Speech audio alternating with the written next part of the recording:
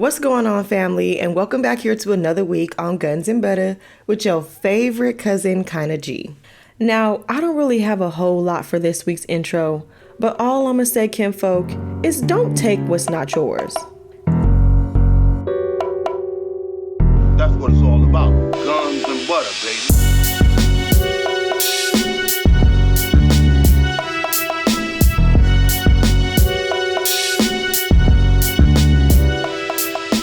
Okay, cousins, so this week at the dinner table, I don't know a whole lot about the victims in this case. However, there is a little bit more information out there about the woman who actually committed the crime. And today's case is kind of deep, and it's a little disturbing, but I'm going to be telling y'all about the brutal murder of a young mother just 3 days after giving birth to her baby boy, and a violent robbery in her home that was so calculated and so orchestrated. And the woman sitting dead in the center of all of this BS is a woman that sits on death row to this day, Linda Carty. So Linda was born on October 5th, 1958 in the UK, in St. Kitts to be exact. And this was a small Caribbean island that at the time was still under British control. So she ended up moving from St. Kitts in 1982 to Houston, Texas when she was 24 years old. And this was only about a year before St. Kitts got its independence. So she never gave up her original citizenship, meaning that she held dual citizenship with British and American. So back home, she worked as a primary school teacher, and when she got to Texas, she enrolled in the University of Houston, studying in pharmacology. But she never actually held a job doing any type of pharmacology work. Now, instead, she became a hairstylist, and she had 2 children, one of which she claimed was conceived through a rape and was later put up for adoption, and the other was her daughter, Jovel. And when she first got to the States, like many immigrants, she didn't have it easy, and she struggled for a while. And I guess you can say Linda started to hit a downhill slope in 1992, because that's when she was arrested and charged with theft, because she rented a car and she never returned it, nor did she ever pay for it. But guess what she did? She told him she was an FBI agent. So I guess that's when her scheming started. And impersonating an officer can be a serious charge, which could lead to prison time or, in her case, deportation. And she better be glad Trump wasn't the president back then, because she might have actually been deported. Instead, the state actually offered her a deal, and they agreed to drop the theft charge if she became an informant, in addition to 10 years probation. And I guess in her case, she was around enough criminals to make the police believe that she could be a good informant. And I guess she was somewhat good at the gig, because she helped the police make 2 arrests. But her cooperation didn't last very long. So I guess she was tired of being an informant, and authorities would later see Linda going into a house that was already under surveillance for major drug activity. So officers watched as she left the house carrying a large package. And when the agents moved in on her, she took off, leading them on a high-speed chase. And during this chase, officers said that she tried to run them over. And when they finally stopped her, police recovered 2 guns, about $4,000 in cash, and 50 pounds of weed. Like, girl, what are you doing? And after this, her supervising agent didn't sugarcoat anything. He described Linda as completely uncontrollable and someone who could not be managed, trusted, or relied on. However, in later interviews with the media, she would claim that she wasn't just an informant. She was handpicked by friends in the Houston Police Department. And she would go on to brag that her work with the DEA led to the seizures of thousands of dollars in narcotics and the imprisonment of drug dealers. Now, is this true? Probably not, because there's no record backing this up, there's no seizures, and there's no list of arrests tied to her name. So, who knows? But anywho, fast forward to early May of 2001. Linda's life was starting to unravel, and unravel fast. Because this was around the time when she and her common-law husband split up. And you see, he wanted kids, but Linda couldn't give him any children, at least not biologically. Because over time, she had claimed that she was pregnant multiple times, ending with miscarriages. And eventually, her partner had had enough, and he was tired of the lies, tired of the excuses, and he walked away. And it was also around this time of the breakup when a woman named Florence Myers, who was a neighbor of Linda's at the time, saw Linda and recalled Linda telling her that she was pregnant And this was around May 15th of 2001. And that her baby would be born the next day. And this neighbor's looking at her like, girl, no, you don't look pregnant, but whatever.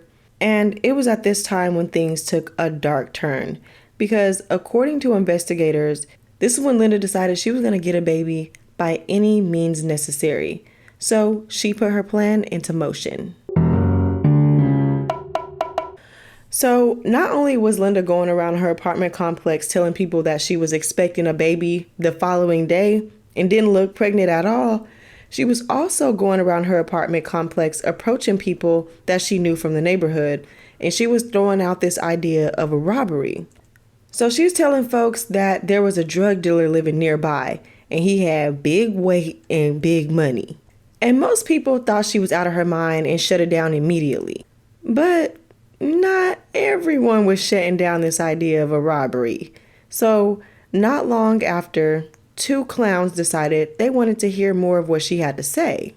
So she proceeds to tell them that there was 900 pounds of weed inside of an apartment, plus a whole lot of cash.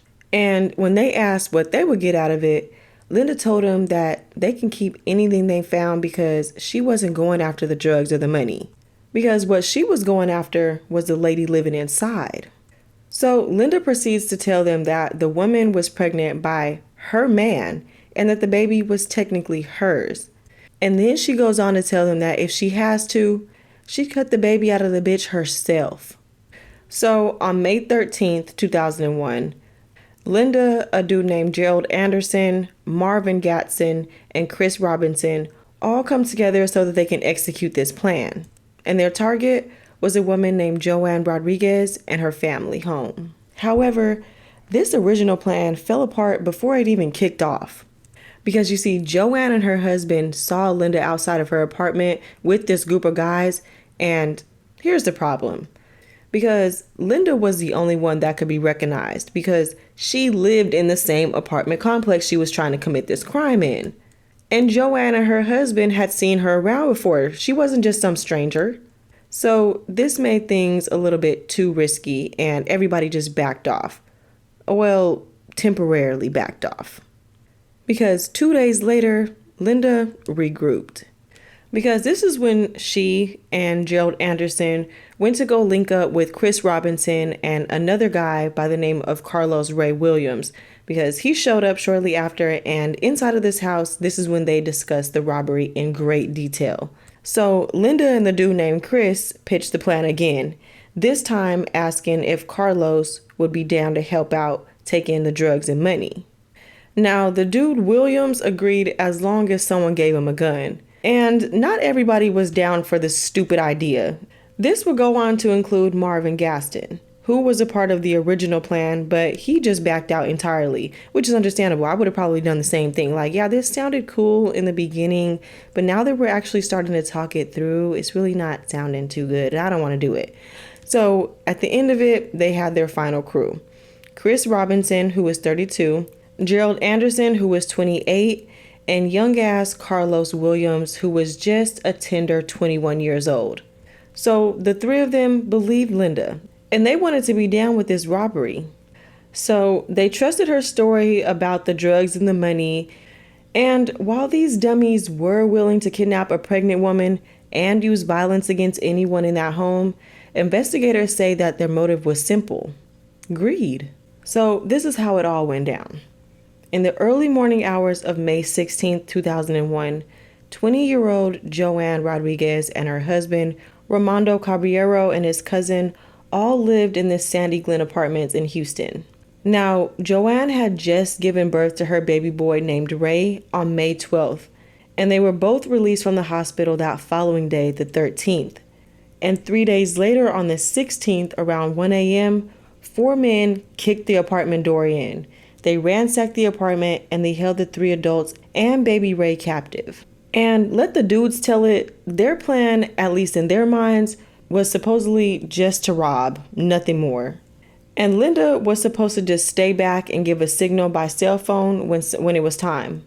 So they went ahead and tied up the victims. They pistol whipped her husband, and as he's bleeding from the head, They violently attacked all of them except the baby, obviously demanding that they tell them where the money and the weed was. And they ended up leaving with only $800 from the apartment. And with that $800, they also left with baby Ray and Joanne. And this is when everything shifted. So Anderson forced Joanne downstairs at gunpoint and put her in the trunk of his car. And as they reach the bottom of the stairs, Linda appears and she reaches for the baby. And this is when Robinson immediately knew something wasn't right. Because outside he was arguing with Anderson, telling him that he needed to move Joanne out of the trunk of their car and put her into Linda's car. So after the arrangements were made, they all went back to the house, and Robinson was pissed because there were no drugs and no money, and this is when an argument started between him and Linda in the yard. And this is when another man by the name of Zebediah appears, because he's the one that lives there. So he comes outside and tells him to keep it down because his grandmother was sleeping. And while he's standing there trying to tell everybody to be quiet, he's actually standing near Linda's car. And he looks inside the trunk and he sees Joanne alive. And at this time, Linda's trying to get everybody involved in this stupid plan of hers, because she then asked Robinson if they could move Joanne to Zebediah's car. And he's like, oh, hell no, I don't want no parts of this. I just came out here to tell y'all to be quiet. No, hell no, no. He would later testify that he repeatedly told Linda and Robinson to leave his property. So Linda eventually agrees to leave, but only if Joanne was fully bound. So this is when Williams then tapes Joanne's mouth, arms, and legs, and then they close the trunk. So Williams, Anderson, and Robinson all leave the property, but Linda did not. Now, she did move her car. However, she stayed on the property. So not long after that, Robinson came back. And this is when he saw Linda leaning over the trunk of her Pontiac, holding a plastic bag over Joanne's head. And Robinson tried to stop her, but it was already too late. Joanne was dead. Afterwards, at Linda's request, Robinson then drove Linda and the baby to a motel room that Linda had already reserved ahead of time. So as he walks her to the room, he confronts her because he wants answers. He wants to know why there was no drugs, why there was no money, and whether or not the second robbery that Linda had promised later that day was real or if it was just a lie. And Linda just sat there saying nothing. She was just stuck. She didn't even respond. She didn't have anything to say about the missing drugs or the money. Instead, she just reached for the door and opened up the motel room. And as the door opens, this is when Robinson saw baby clothes, diapers, bottles, formula, wipes, everything that you would need for a baby. And that's when it finally hit him. There was never a robbery, and there was never any drugs or money. Robinson would say it plainly in the years later in interviews that Linda wanted that baby. That was it. In fact, on the day of the robbery, Linda was actually truly surprised when she learned that the baby had already been born, because in her mind, the men were supposed to bring her a pregnant woman. So she was a little bit relieved, because not her being prepared to have to cut this baby out herself. So back at the apartment complex, Zebediah would testify that when he woke up the morning of May 16th, so they did this early morning at like 1 o'clock. So when he actually wakes up in the morning, the regular time, he notices something strange, that Linda's Pontiac had been moved from one side of the property to the other. And that's when he saw Linda and Robinson standing behind the car talking. But when he stepped closer, he realized that Joanne was still in the trunk. But this time, there was a plastic bag wrapped around her head. And he immediately tells them to get the hell out of his grandma's yard. And that's when Linda suggested burning the body in a barrel. But Zebediah refused completely. Flat out, he wanted nothing to do with any of this. And it wasn't long after this when Anderson showed up, because he's ready to move on to this second robbery that Linda had promised them. Instead, the trunk of the car was closed and the car stayed right where it was. And the three of them just left. So as they're on the way to this second robbery, quote unquote, before they could even get there, Linda gets a call. And the police had some questions they needed to ask her. So while she goes to try to plead her case and clear her name, she leaves the baby behind with Anderson and Robinson, and she goes to the station. So the fellas were already supposed to be having a barbecue. So all of the fellas end up regrouping at the house later on that day. And this is when Robinson finally tells Williams, which is the 21-year-old, the truth. He tells him that Joanne was still in the trunk and that the car was still on the property. And that they didn't think Linda was coming back from the police station.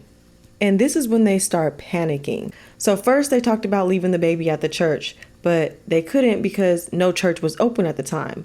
So they decided that they would push Linda's Pontiac down the street and just leave it there for the police to find. So during testimony, Robinson would state that he got help from Zebediah's brother to wipe down the Pontiac and another one of Linda's cars that was left behind, which was a Chevrolet. So after they wiped down the cars, Robinson placed the baby in the front seat, leaves the engine running, and then just leaves the baby. Meanwhile, Linda is still sitting in an interrogation room. Now, while being interrogated for hours, she denied everything. She tells detectives that she didn't know anything about a robbery or a kidnapping. She even goes on to say, "I don't want a baby. What would I do with a baby? If I wanted one, I would just have one. Why would I steal a baby?"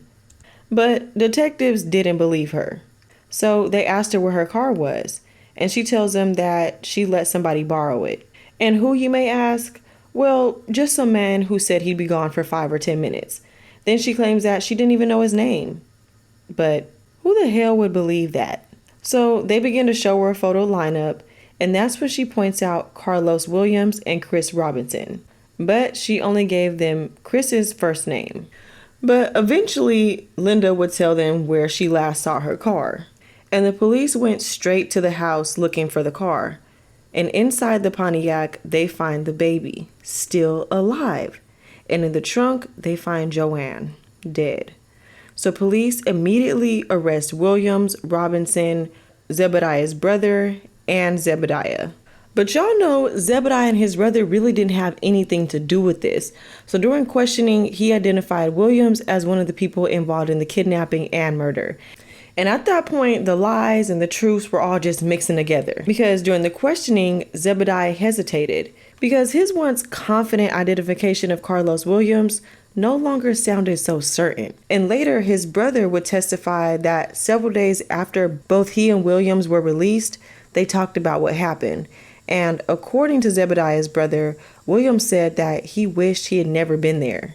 But after the state started investigating everything and they started realizing how deep this case was, they came to a clear conclusion that Linda Carty initiated this entire robbery. She orchestrated the kidnapping and she herself alone murdered Joanne. So with that, the prosecution offered plea deals to all the co-conspirators and, well, they took them, of course. And that meant that Linda was the only person tried for capital murder. So during the trial, Linda was evaluated by a Dr. Jerome Brown, a clinical psychologist who did a deep dive on Linda, her family, her daughter, her mother, everybody. And he also went ahead and reviewed all of the police interrogation tapes. And Dr. Brown went on to tell the jury that Linda didn't show any signs of anger issues, aggression, or violent tendencies. He says that she wasn't predatory and she didn't have a criminal mindset. And that didn't fit into the psychological profile of someone capable of this kind of crime. And according to him, she had a stable work history, a stable family life, and no serious disciplinary issues growing up.